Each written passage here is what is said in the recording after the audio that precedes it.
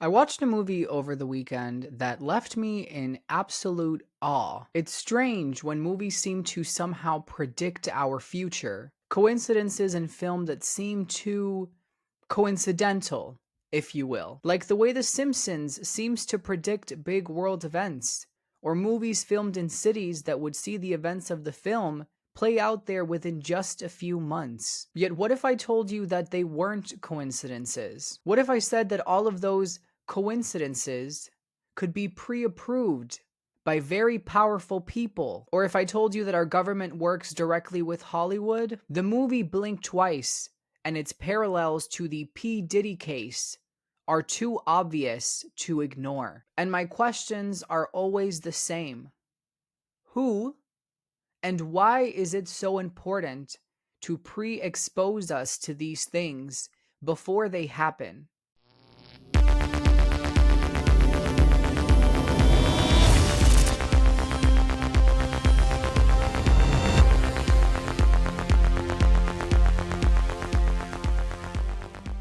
Before I say anything else, everything I will be saying today is alleged until proven true in a court of law, and all opinions are my own. During her interview with Piers Morgan, Jaguar Wright brought up the movie Blink Twice in a conversation about the allegations against men like P Diddy and now Jay-Z. I wasn't sure why she recommended the movie, but considering she went out of her way to talk about it and made a shout out to Zoe Kravitz, I knew I had to watch it. And let me be clear, some people view Jaguar Wright as a conspiracy theorist from what I've heard. A guest on the Piers Morgan show even addressing that. Jaguar Wright is known to be a conspiracy theorist. I don't really co-sign anything that she says. I'll be frank, I don't give a shit about that because everything is always a Google search away. But I do have eyes. And I can say after watching this movie, it is astounding the level of symbolism and coincidences that flood this film. So addressing her claims during that interview in this video is not even necessary. I went into this movie with a magnifying glass so I could try to understand why she even mentioned it in the first place. And I can tell you, you don't even have to stare that hard into it. The movie is about a waitress who meets a billionaire named Slater King at a fundraising gala. They hit it off, and after a night of talking, drinking, and flirting, him and his buddies invite her and a few other women to his private island. This man has a private island, an island with staff who comply to his every word, starting with confiscating your cell phone. So, does Diddy own a private island? Well, when you look up Diddy private island on Google, you get this. Just information relating to his home in Star Island in Miami. At this point, we can conclude he doesn't own his own island. He just owns a home on Star Island. But then there's this. Yeah. Very first time. Yeah, I have an island. This is just for inspirational motivation and uses only. You know what I'm saying? You don't know a lot of black men that come from the hood that got an island. I got an island. It's called Love Island. So when I took you to Love Island, and then you realize that the plane landed, and then we had to float to another island. What was going through your head when we were going there? I was like, I'm gonna go to war by this nigga. He mad. What was your favorite time that I took you off the grid? Starting with confiscating your cell phone. When you going off the grid with me, you got to go to sleep for a week. Yeah, because it's definitely giving us sleep. The guests also have clothes provided for them for the duration of their stay. All the guests in the house are wearing white at all times. Noticeably, the staff don't wear mainly white clothes. Just the guests. The party goers, if you will, eerily resembling the white parties that Diddy was known for. Interesting that that's the main color they all wear for the duration of the film while on the island. There's also always that one woman in power who knew about the whole thing and just let it happen. It's almost as if they're alluding to certain people within this film. Women like Ghislaine Maxwell, women like Oprah Winfrey, who knew all of the men that in the last 12 years have been accused of sexual crimes. Isn't it interesting how Oprah has a picture with all of these men? While there are no pictures of Oprah Winfrey with Jeffrey Epstein, she did know and was very good friends with Harvey Weinstein, who was friends with Jeffrey Epstein. At some point, the connection stopped becoming the chosen word, a coincidence. Diddy also allegedly didn't mingle with Jeffrey Epstein, but the people that mingled with Epstein mingled with Diddy, like Weinstein. And who are you as a person if that's the kind of company that you keep around you? Or women like Hillary Clinton, whose husband had documented close ties to Jeffrey Epstein. I'll remind you, she was almost our president, and Bill was our president. Nasty women. Women who sell out other women to nasty men for power and money. Maybe that's why Trump called her that. Replenish the Social Security Trust Fund. One of the things that we know about men like Jeffrey Epstein and Diddy is that they allegedly seem to favor abusing women and minors. And that's something this movie explicitly highlights. I'll remind you, Diddy is accused of abusing 120 different people, including 25 minors. In the film, the billionaire, Slater King, creates a perfume that the women spritz on themselves every single day, which causes them to forget the abuse that he put them through. The women in this film are so viciously abused that they are drugged into forgetting what is done to them, so it can then be done to them again, so that they can party mindlessly with the same men over and over again. There's been reports of 1,000 baby oil bottles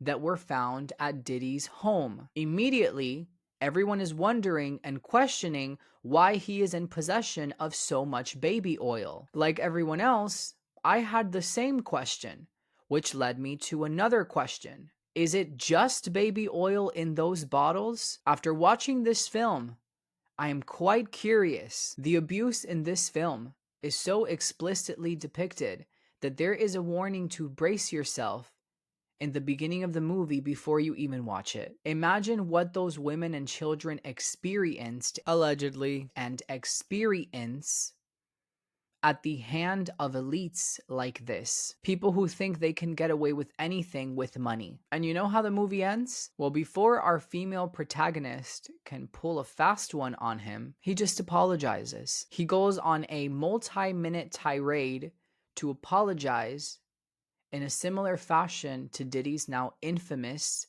apology video. It's so difficult to reflect on the darkest times in your life. Sometimes you gotta do that. I was fucked up. I mean, I hit rock bottom. But I make no excuses. My behavior on that video is inexcusable. I take full responsibility for my actions in that video. I'm disgusted. It mirrors that smug, poor-acted apology that we received from Diddy, trying to get away with allegedly abusing 120 people, a number with, in my personal opinion, is a little low, and again, in my opinion, not the full estimate of people that he has abused. Yet he believes he can simply get away with it and blow out the fire with an apology. Would you accept an apology if something like this happened to you? One more important thing that we should note. Jaguar Wright shouted out Zoe Kravitz directly. I haven't mentioned yet exactly why that is. That's why the movie Blink Twice is so important. Salute to Zoe Kravitz. Zoe Kravitz is actually the writer and director of this film, and I think that's pretty interesting considering Zoe's connection to P Diddy. While I couldn't find any articles or pictures depicting them around each other, her father, Lenny Kravitz, was indeed friends with him. So was her fiancé, Channing Tatum, who was seen here walking for one of P Diddy's fashion lines. Failed fashion lines. Just my opinion, but I wouldn't be surprised if Zoe heard a thing or two about what happens at this man's parties. When Zoe was 11 years old, she actually moved to Miami with her father. And I'll remind you, Miami is where P. Diddy's home in Star Island is. So is it really that far-fetched that she might have heard something about the parties that her father was attending just down the street? People have admitted that they knew about people like Epstein before any of these allegations started to become public. It hides in plain sight. Epstein was hiding in plain sight. We all knew about him. We all knew what he was doing. But we had no one that was, legal aspect that would go after him. They were afraid of him. For whatever reason, they were afraid of him. If that's the case, I am led to believe that people were also very highly aware of the kinds of things that Diddy was doing, perhaps even participating in them. And by the way, I'm not saying that Zoe Kravitz is innocent or guilty in any of this. I think most of the people within our current entertainment industry and some within our government are complicit in this with Diddy, if not men like Diddy.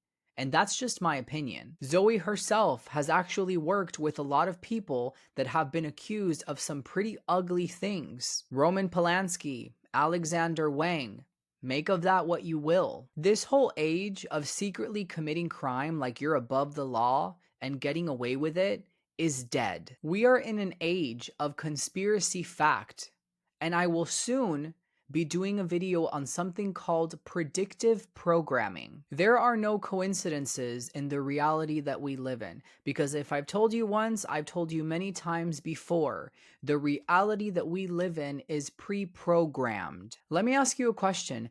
Do you remember that train derailment that happened in East Palestine, Ohio? You know, the one that released the weird chemicals into the city and the water? Wouldn't it be weird if I told you that 7 months prior, a movie came out about the same event before it had even happened? Would it make it more weird if I told you that the train derailment scene in the movie was actually also shot in East Palestine, Ohio? Or what about all of these individual examples from TV shows, movies, music, depicting the fall of the Twin Towers?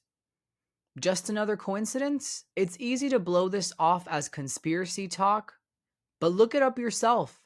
The Department of Defense literally admits to working with Hollywood. And if you can believe that, now having mind control programs like MK Ultra confirmed, is it that far-fetched that the media is also used in an attempt to control us? That's a fair question. I recognize that this movie came out after the main allegations had come into the public sphere.